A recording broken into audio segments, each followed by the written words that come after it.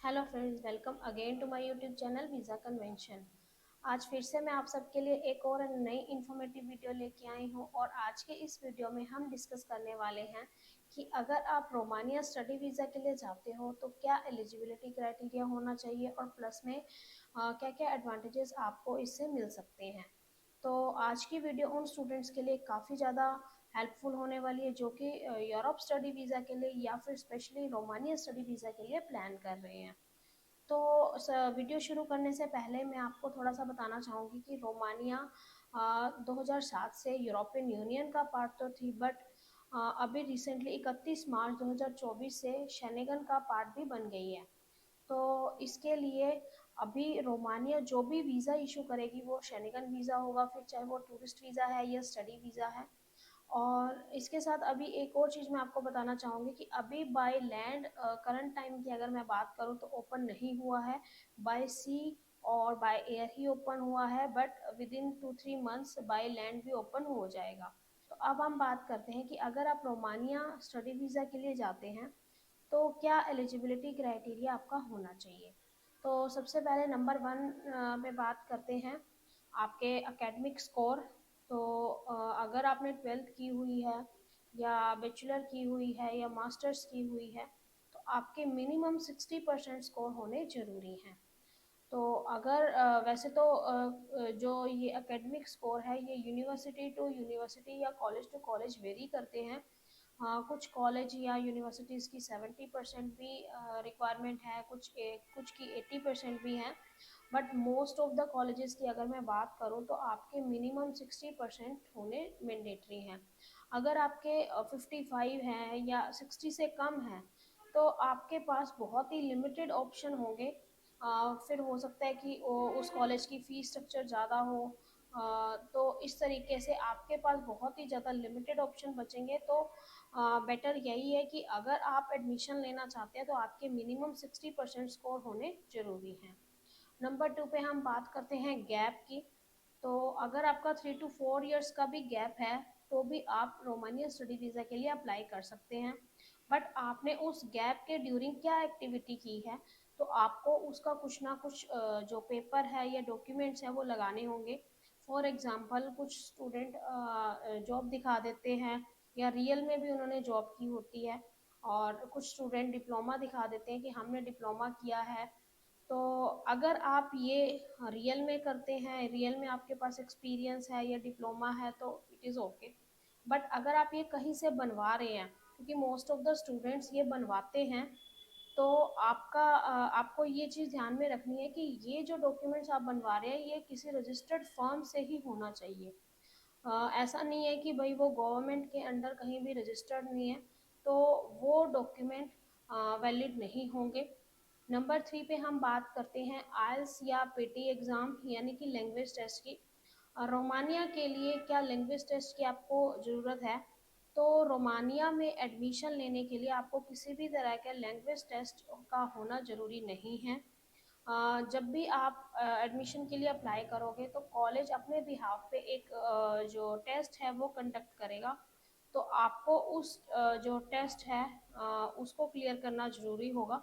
तो वैसे इसके अलावा जो भी आपने 12th की है, मास्टर्स की है या बैचलर की है तो आपके इंग्लिश में 60% स्कोर यानी कि इंडिविजुअल सब्जेक्ट में भी 60 स्कोर होने ज़रूरी हैं। इसके अलावा अगर आपके पास इंग्लिश का एग्ज़ाम नहीं है तो आपको आपके स्कूल या कॉलेज से MOI लेना होगा। MOI means medium of instruction, की आपकी जो लास्ट स्टडी है वो इंग्लिश में है, तो वो लगाना आपको ज़रूरी होगा। अब नेक्स्ट बात करते हैं एडवांटेजेस की, कि अगर आप रोमानिया स्टडी वीज़ा के लिए जाते हैं तो क्या क्या बेनिफिट्स आप ले सकते हैं। तो सबसे पहले नंबर 1 पे यह है कि आपको अगर रोमानिया स्टडी वीज़ा के लिए जाते हैं तो शेंगन वीज़ा मिलेगा। शेंगन वीज़ा मीन्स कि आपको यहाँ पे जैसे कि बाकी कंट्रीज़ में D type long term visa मिलता है अगर आप स्टडी करने के लिए जाते हैं शेंगन में, तो अब से शेंगन के अंडर आने के बाद रोमानिया जो भी वीज़ा इशू करेगा, चाहे वो टूरिस्ट वीज़ा है या फिर वो स्टडी वीज़ा है, तो शेंगन वीज़ा ही इशू होगा। तो इसके लिए आपको भी शेंगन का D type long term visa मिलेगा, जिससे कि आप भी शेंगन की एक कंट्री से दूसरी कंट्री में बॉर्डर पर बिना वीज़ा के मूव कर सकते हैं। नेक्स्ट जो बेनिफिट है वो है अरास्मस एक्सचेंज प्रोग्राम। तो अरास्मस एक्सचेंज प्रोग्राम भी आप ले सकते हैं, और अगर आप अरास्मस एक्सचेंज प्रोग्राम लेते हैं तो इससे आप मल्टीपल यूनिवर्सिटीज़ में जाके आपका जो कोर्स है वो कंप्लीट कर सकते हैं। नंबर 3 पे हम बात करते हैं अफोर्डेबल ट्यूशन फीस। तो अगर मैं रोमानिया की जो ट्यूशन फीस है उसकी मैं बात करूं तो 3000 यूरो से लगभग जो इसकी फीस है वो स्टार्ट हो जाती है, जो कि कोर्स टू कोर्स और यूनिवर्सिटी टू यूनिवर्सिटी वेरी करती है। बट जो मिनिमम जो फीस है वो 3000 यूरो से स्टार्ट हो जाती है, जो कि बाकी अगर मैं शेंगन कंट्रीज के कंपैरेटिव देखूं तो बहुत ही मिनिमम फीस है। अगर आपका बजट काफ़ी कम है तो भी आप रोमानिया स्टडी वीज़ा के लिए अप्लाई कर सकते हो। नेक्स्ट हम बात करते हैं अफोर्डेबल लिविंग कॉस्ट की। तो अगर आप रोमानिया स्टडी वीज़ा के लिए जाते हैं तो यहाँ की जो लिविंग एक्सपेंसेस है वो भी बाकी कंट्रीज़ के कंपैरेटिव बहुत ही कम है। तो जो भी आपको फंड शो करने हैं वो आपको किसी भी कंट्री के जो लिविंग कॉस्ट है उसके अकॉर्डिंग ही शो करने होते हैं, living cost plus next year की ट्यूशन फीस। तो अगर आप यहाँ पे 6 से 7 लाख तक 3 मंथ्स ओल्ड फंड भी शो करोगे तो आप इजीली वीज़ा ले सकते हैं। नेक्स्ट हम बात करते हैं पार्ट टाइम जॉब की। तो अगर आप रोमानिया स्टडी वीज़ा लेते हैं तो आपको पार्ट टाइम जॉब का ऑप्शन भी मिलेगा, तो आप यहाँ पे आपकी स्टडी के साथ साथ पार्ट टाइम जॉब भी आप कर सकते हैं। नेक्स्ट जो बेनिफिट है वो ये है कि अगर आप रोमानिया में स्टडी वीज़ा के लिए जाते हैं तो बाकी की शेंगन कंट्रीज़ की तरह यहाँ भी आपको जॉब सर्च रेजिडेंस कार्ड आप ले सकते हैं, जिसके अंदर आपकी स्टडी कंप्लीट करने के बाद आप बाकी की और शेंगन कंट्रीज़ में जाके जॉब सर्च कर सकते हैं, और वहाँ पे जॉब सर्च करने के बाद लीगली वर्क परमिट भी आप अप्लाई कर सकते हैं। तो ये भी एक बहुत ही बड़ा एडवांटेज है। नेक्स्ट जो बेनिफिट है वो ये है कि जो रोमानिया स्टडी वीज़ा है अगर आप लेते हैं तो ये वर्ल्ड वाइड एक्सेप्टेबल है, इसकी काफ़ी ज़्यादा वैल्यू है।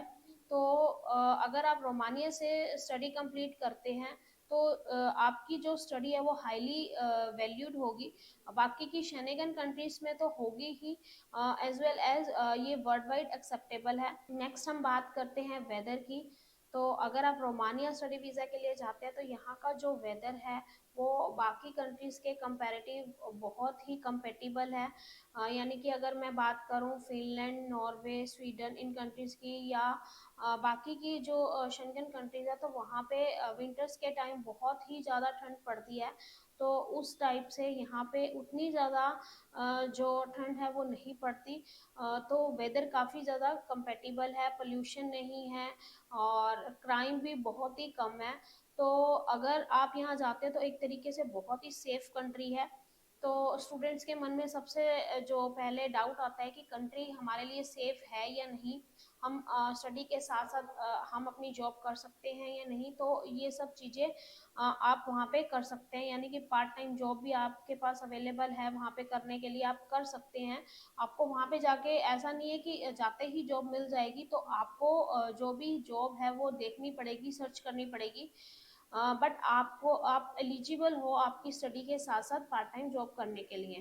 तो आई थिंक ये काफ़ी सारे बेनिफिट्स हैं जो कि बाकी की शेंगन कंट्रीज़ में मिलते हैं, वो आप अभी कम बजट में रोमानिया शेंगन वीज़ा लेके भी ले सकते हैं।